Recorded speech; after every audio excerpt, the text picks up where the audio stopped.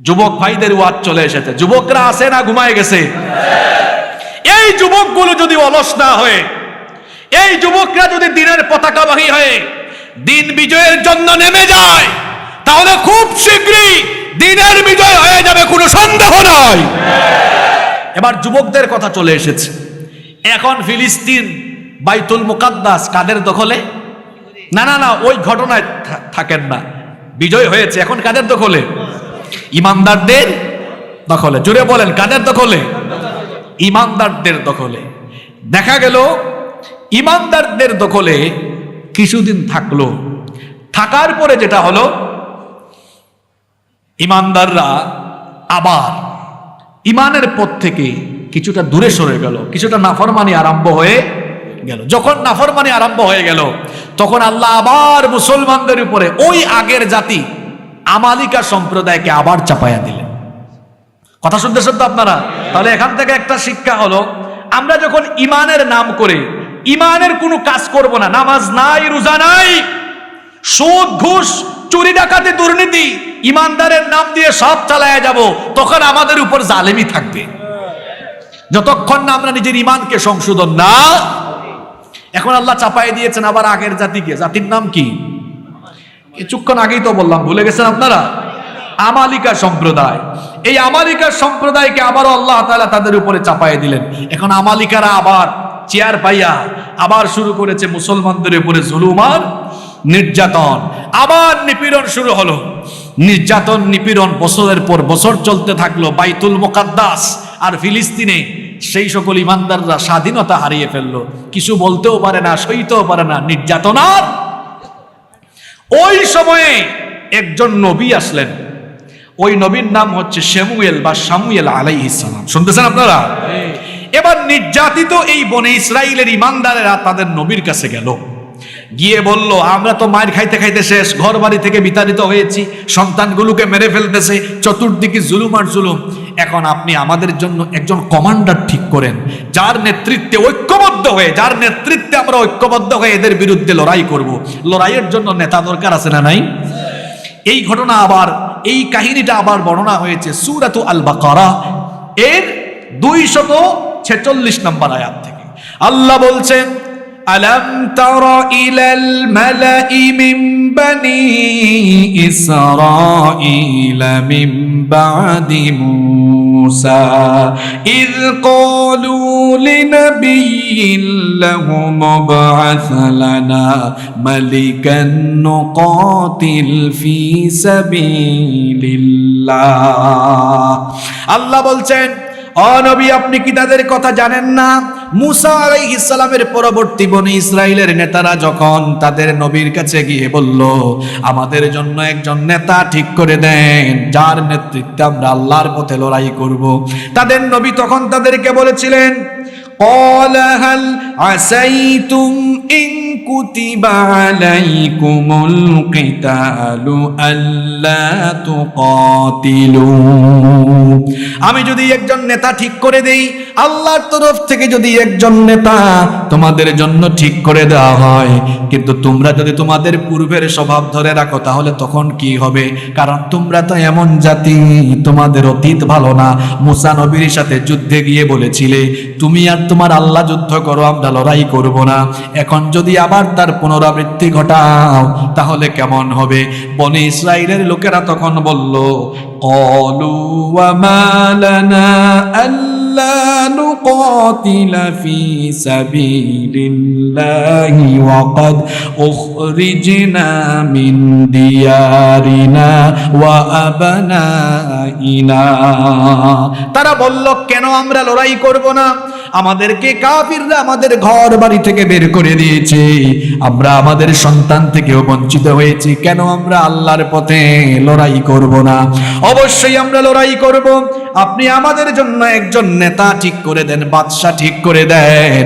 তখন শামুয়েল আলাইহিস সালাম তাদেরকে বললেন, তো শোনো, ক্বালা ইন্নাল্লাহা ওয়া ক্বালা লাহুম নাবিয়্যুহুম ইন্নাল্লাহা ক্বাদ বা'আসা লাকুম তালুতা মালিকা।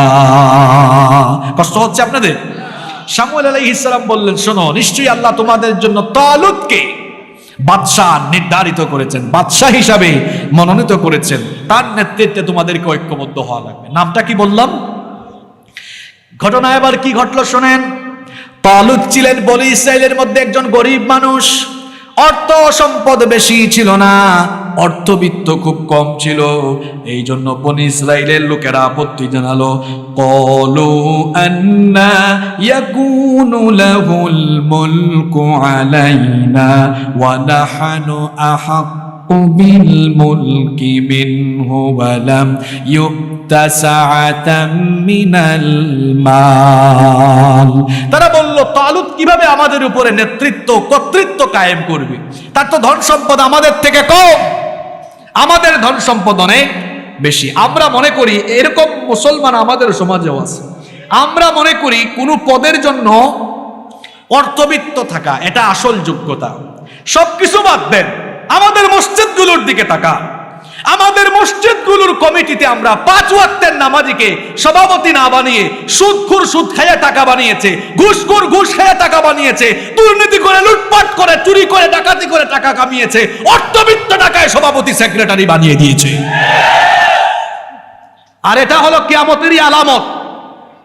নবীজি বলেছেন, আখিরি জামানায়, শেষ জামানায় মসজিদের অবস্থা এমন হবে, ইন্না মিন আশরাতিস সাআহ উলুউন আহলুল ফিসক ফিল মাসাজিদ।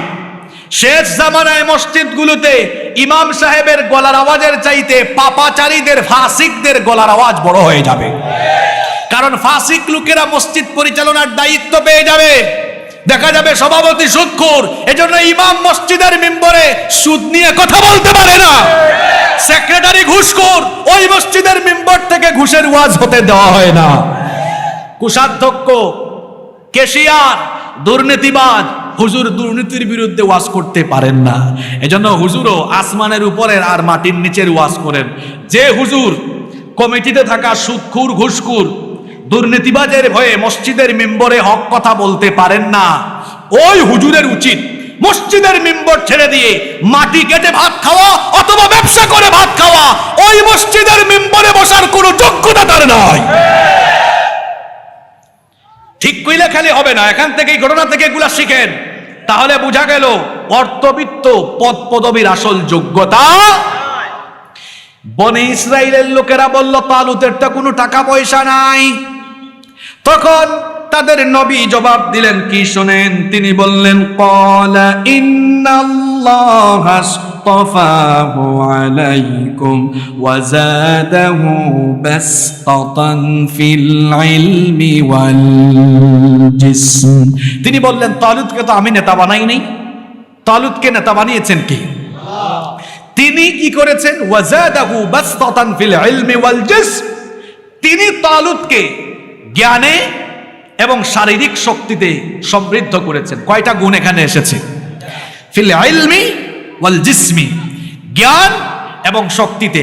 তাহলে বোঝা গেল, এই যে শুনেন এখানে এদিক ওদিক তাকায়েন না, আমি কি কোনো মসনবী শরীফের কিচ্ছা বলতেছি না, কি গুরুত্বপূর্ণ কথা চলে যাচ্ছে।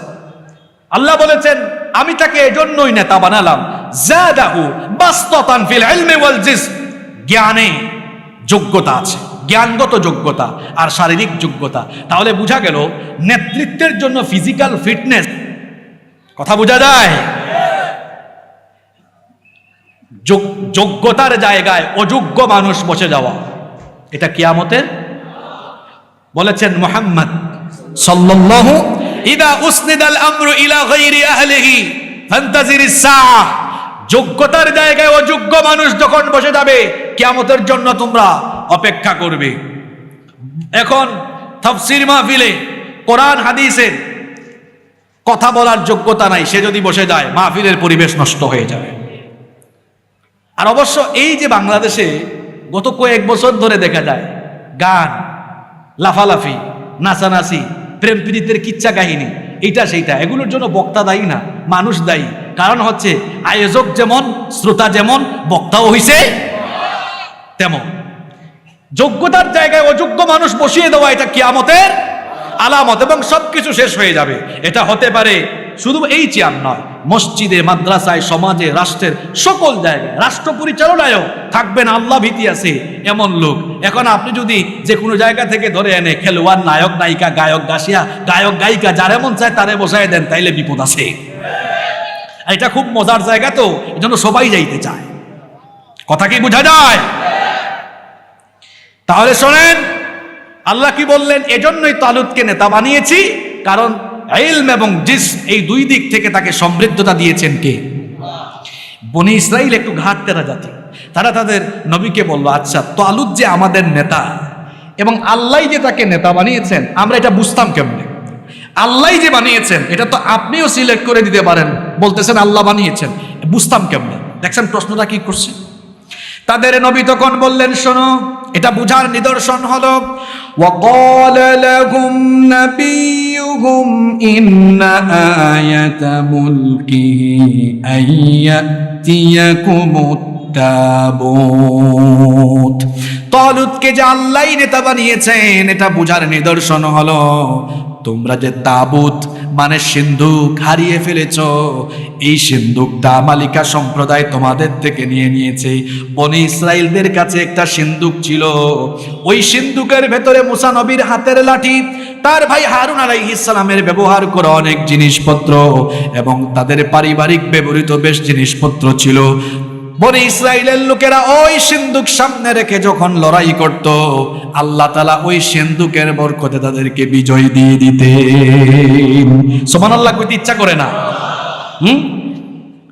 ওই সিন্ধুকটা আমালিকারা কেড়ে নিয়ে গিয়েছিল।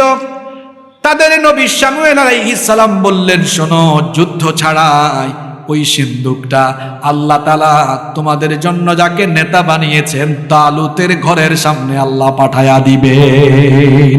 তারা আশ্চর্য হয়ে গেল, এটা কিভাবে সম্ভব? যুদ্ধ ছাড়াই ওই সিন্ধুক তালুতের ঘরের সামনে চলে আসবে? তাদের নবী বলেন, অপেক্ষা করো, আসবে, কারণ ঘোষণাটা কার? এবার দেখেন আসে কেমনে। ওই আমালিকারা এই সিন্ধুক নিয়ে যে শহরে রাখে, ওই শহরে মহামারী আরম্ভ হয়ে যায়। করোনার কথা মনে আছে তো আপনাদের? মহামারী কি মহামারী? যে শহরে রাখে সমান তালে সমানে ওই শহরের সব মানুষ মরে যায়। ওই শহর থেকে ওইটা সরাইয়া আরেক শহরে নেয়, ওই শহরের মানুষ মারা যায়। এইরকম করে তাদের 5টা শহরের মানুষ মহামারীতে মারা গিয়েছে। তখন ওই সময়ে আমালিকা সম্প্রদায়ের বাদশা ছিল জালুত। নাম কি বললাম? জালুত। এবার তার নেতাদেরকে ডাকলো, বলল, দেখছো কারবার, এই সিন্ধুকটা যেখানেই রাখি ওইখানে মহামারী আরম্ভ হয়, এই যন্ত্রণা সরাও আমার দেশ থেকে। তারা বলল, কেমনে সরাবো? এটা গরুর গাড়ি আনা হলো। গরুর গাড়ি এনে ওই সিন্ধুকটাকে গরুর গাড়িতে রেখে গরুর গাড়িটা তাড়াইয়া দিল। আল্লাহ রহমতের ফেরেশতা পাঠালেন, রহমতের ফেরেশতারা ওই গরুর গাড়িকে হাঁকিয়ে হাঁকিয়ে মুসলমানদের, ইমানদারদের বাদশা তালুতের ঘরের সামনে নিয়ে হাজির হয়ে গেল। বনি ইসরাইলের তারা এই কারবার দেখে তারা বুঝলো, আসলে তালুত যে আমাদের নেতা, আল্লাহ তাকে আমাদের নেতা বানিয়েছেন, আমাদের আর কোনো সন্দেহ থাকলো না। তো এখন তাদের নবী বললেন, ঠিক আছে, তালুত যা বলে সেটাই করো। বনি ইসরাইলের ইমানদারদের নেতার নাম কি বললাম? তালুত। আর কাফিরদের নাম কি? জালুত। জালুত আর তালুত। হ্যাঁ, এবার কেমনে খেলাটা হইলো বলবো? এবার তালুত কি করলেন? ইমানদারের 80,000 বাহিনী, এখানে সংখ্যাটা মনে রাখবেন, কারণ একটু পরে দেখবেন কমতে কমতে কোথায় যায়। 80,000 ইমানদারের বাহিনী নিয়ে রওনা করলেন। জালুতের বিরুদ্ধে লড়াই হবে, ফিলিস্তিন পুনরুদ্ধার হবে, বাইতুল মুকাদ্দাস পুনরুদ্ধার হবে। ইমানদারের বাহিনীর সংখ্যা কত বললাম? জোরে বলেন। কারবারটা কি হয়েছে শুনে নেব। তালুত তার 80,000 বাহিনী নিয়ে রওনা করলেন। যেতে যেতে সামনে একটা নদী পড়ল। এবার তালুত তার সেনাবাহিনীর সকল ইমানদারদেরকে বললেন, ফালাম্মা ফাসালা তালুতু বিল জুনুদি ক্বালা ইন্নাল্লাহা মুবতালিকুম বিনাহার। তালুত যখন তার বাহিনী নিয়ে ওই নদী অতিক্রম করছেন, তখন বলছেন, শোনো, নিশ্চয়ই আল্লাহ এই নদী দিয়ে তোমাদেরকে পরীক্ষা করবেন। দিনটা ছিল প্রচন্ড গরমের দিন, গ্রীষ্মকাল। সকল সেনারা ছিল অত্যন্ত পিপাসার্থ। বলেন তো দেখি, ফুটবল খেলোয়াড় ভাইরা, ক্রিকেট খেলোয়াড় ভাইয়েরা খেলাধুলার আগে যদি পেট ভরে খাওয়া দাওয়া কইরা ফেলে, তাহলে কি খেলতে ঠিক মতো পারবে নাকি? ঠিক মতো খেলাধুলা করতে পারবে না, যে কোনো কাজের শুরুতে পেট ভরে খেয়ে ফেললে কাজটা ভালো মতো করতে পারবেন না। এখন লড়াইয়ের মাঠে লড়াই হবে, বেশি খাওয়া দাওয়া হয়ে গেলে ঠিক মতো লড়াইও করা যাবে। সৈন্যরা ছিল পিপাসার্থ। তখন তালুত বললেন, এই নদী দিয়ে তোমাদের ইমানের পরীক্ষা হবে। আল্লাহর হুকুম হলো এই নদী পাস হওয়ার সময় তোমরা পানি পান করবা না। যদি তোমরা পানি পান করো তাহলে তোমরা আজকে আল্লাহর যে বাহিনী অর্থাৎ মুজাহিদের বাহিনী থেকে তোমরা বের হয়ে যাবা। এমন ঘোষণা দেওয়ার পরেও দেখা গেল ৮০,০০০-এর মধ্যে মাত্র ৩১৩ জন পানি পান করে নাই, বাকি সবাই খায়া ফেলছে। এই যুদ্ধের সাথে বদরের যুদ্ধের পুরা মিল আছে। কোথায় মিল আছে একটু পরে বলবো। ৮০,০০০-এর মধ্যে কয়জন খাইলো না, পানি পান করলো না? কয়জন? ৩০০। তার মানে প্রায় সবাই খায়া। এখন যারা পানি পান করলো, পানি পানকারী ওই সকল দুর্বলরা তখন বলল, লা তাকাতা লানাল ইয়াউমা বিজালুতা ওয়া জুনুদিহি। আজ জালুত আর তার বাহিনীর বিরুদ্ধে আমাদের মোকাবেলা করার কোনো শক্তি সামর্থ্য কোনোটাই। আর ওইদিকে ইমানদাররা তারা দেখলো লাইনের মধ্যে মাত্র ৩১৩। তখন কি তারা ভীত হয়েছে? ভয় পেয়ে গিয়েছে নাকি? ইমানদাররা দেখলো গুনে গুনে আসি মাত্র ৩১৩। ওই ৩১৩ ইমানদাররা তখন কি বলল শুনেন।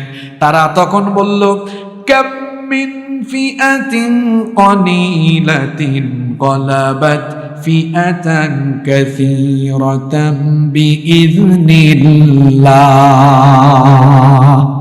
কত বড় কথা এটা!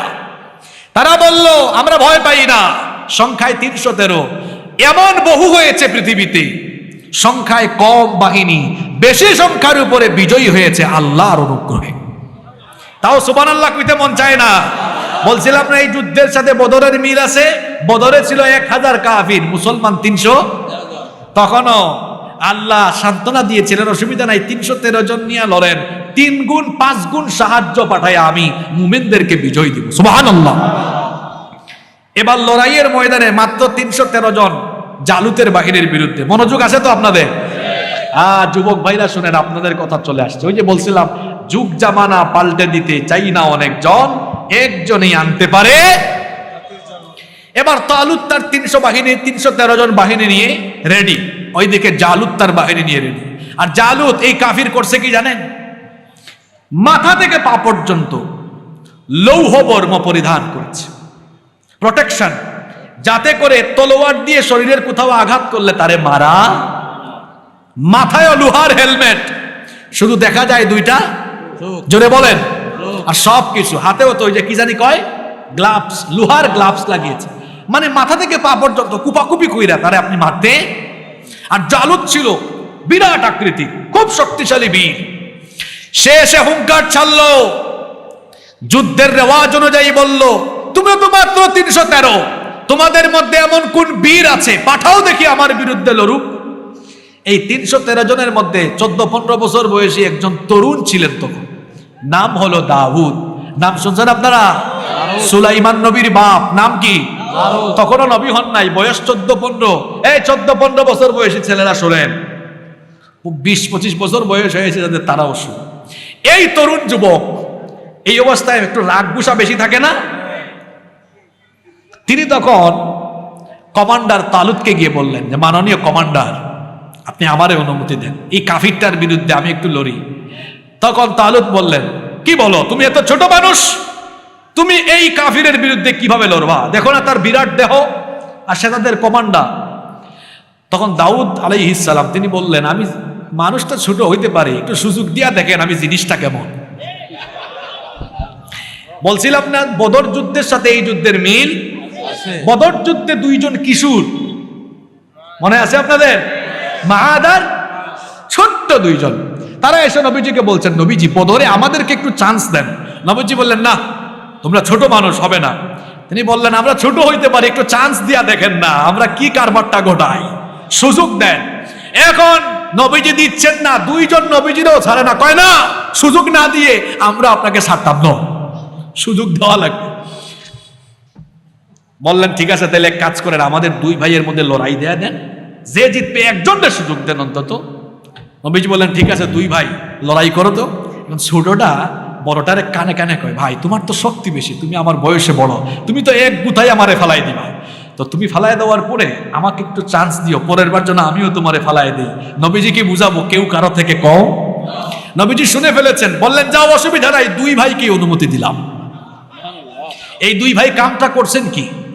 হ্যাঁ, সবচেয়ে বড় দুশ্মন আবু জেহেলকে, হ্যাঁ, কোন যুবক বরস ওমর আর আবু বকর শেষ করা লাগেনি, শেষ করেছে কি? আব্দুর রহমান বিন আউফ রাদিয়াল্লাহু আনহু বলছেন, আমি বদরের মাঠে তুমুল লড়াই করছিলাম, এই দুইটা কিশোর এসে আমাকে বারবার ডিস্টার্ব দেয়, কয় চাচা আবু জেহেল্লা কোনটা? আর আব্দুর রহমান বিন আউফ বলছেন, তোমরা ছোট মানুষ, তোমরা আবু জেহেল কোনটা এটা শুনে তোমরা কি করবা, যাও সরো।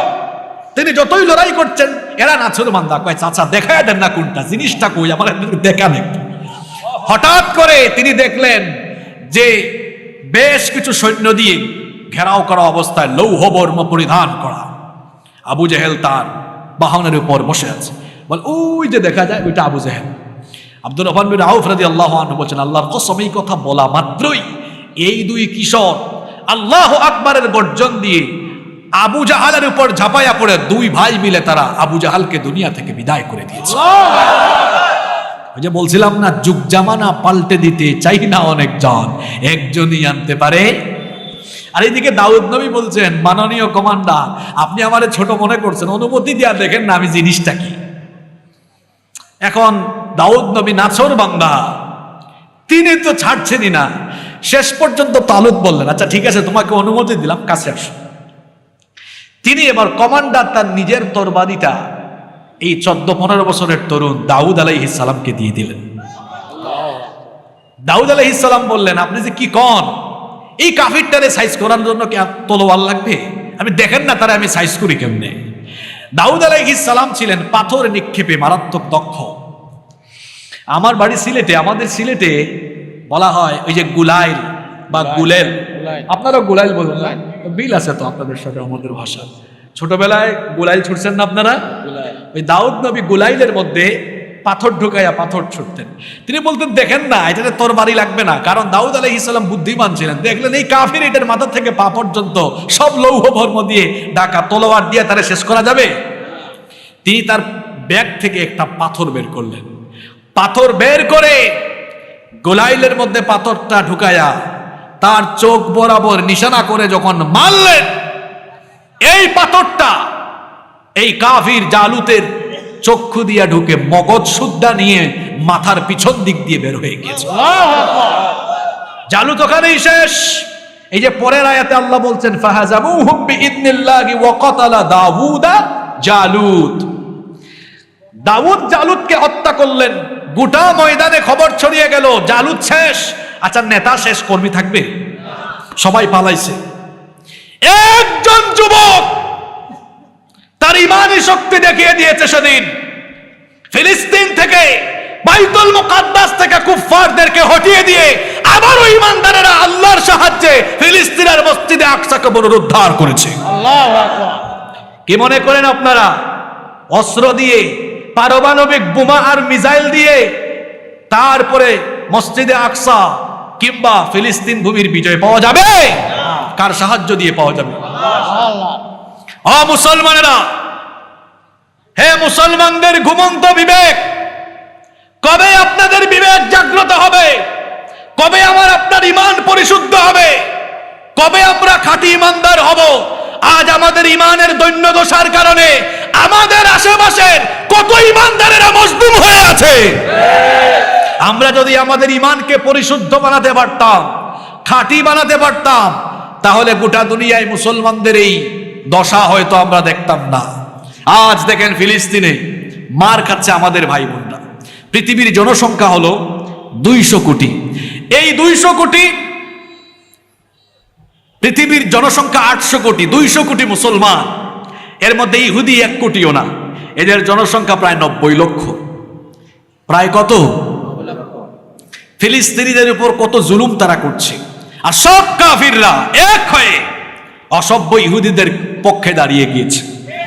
পশ্চিমারা তাদের পক্ষে দাঁড়িয়ে গিয়েছে। অর্থবল, সৈন্যবল, সামরিক বল, রণতরী সব দিয়ে তারা সহযোগিতা করছে। আর আমাদের 57টি দেশের মুসলিম রাষ্ট্রপ্রধানগণ জনগণ থেকে লজ্জা শরম থেকে বাঁচার জন্য কেউ স্টেটমেন্ট দিয়েছেন, কেউ খাদ্য সামগ্রী, কেউ ঔষধ সামগ্রী পাঠিয়েছেন। একজোট হয়ে ফিলিস্তিনিদের পক্ষে যদি তারা লড়াই করার ঘোষণা দিতেন, অসভ্য ইহুদিরা এই ভয়ে ভূমধ্য সাগরে নিপতিত হয়ে যেত। এত কিছু তো লাগে না। মধ্যপ্রাচ্যের যে আরব কয়েকটা দেশ আছে, আমাদের আমিরুল মুমিনিন খলিফাগণ যারা আছেন, এরা যদি বলতেন তেল বিক্রি করবো না, তো এরা তেল না পাইলে তাদের একটা বিমান, যুদ্ধ বিমান আকাশে উঠতে পারবে?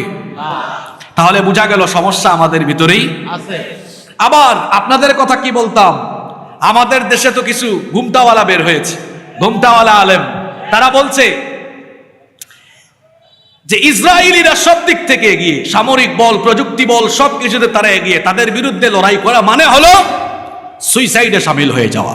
ইন্না লিল্লাহি ওয়া ইন্না ইলাইহি। তাহলে বদরের ময়দানে যখন লড়াই হয়েছে, তখন কি মুসলমানদের শক্তি সামর্থ্য কাফিরের চেয়ে বেশি ছিল?